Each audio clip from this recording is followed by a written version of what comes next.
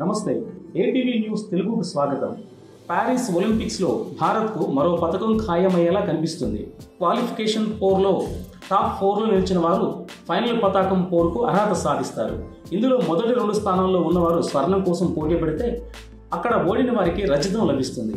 ఇక 3, 4 స్థానాల్లో ఉన్నవారు కాసిం పోర్కు తలపడతారు.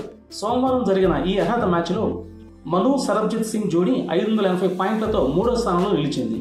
దీంతో వారు మంగళవారం నాడు దక్షిణ కొరియా ద్వయంతో కాసిం పథకం కోసం పోటీ పడనున్నారు. ఇందులో గెలిస్తే భారత్కు మరో పథకం దక్కుతుంది. ఇదే విభాగంలో పోటీ పడిన మరో భారత జోడీ రిథమ్ అర్జున్ చీమా 10వ స్థానానికి పరిమితమైంది.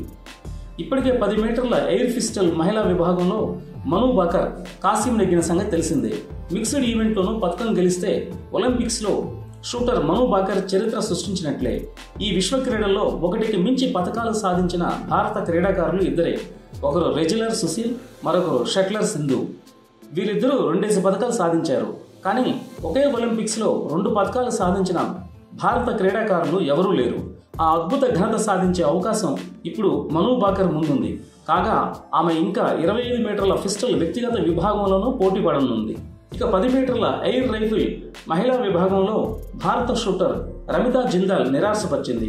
సోమవారం జరిగిన ఫైనల్ పోర్లో ఆమె 7వ స్థానానికి పరిమితమైంది. అటు బ్యాడ్మింటన్ మహిళల డబుల్స్లో అశ్విని పొన్నప్ప, తనిషా జోడీ ఓటమి పాలైంది. గ్రూప్ దశలోనే జపాన్ ద్వయంపై వరుస గేముల్లో కోల్పోయి ఈ విభాగం నుంచి నిష్క్రమించారు వారు.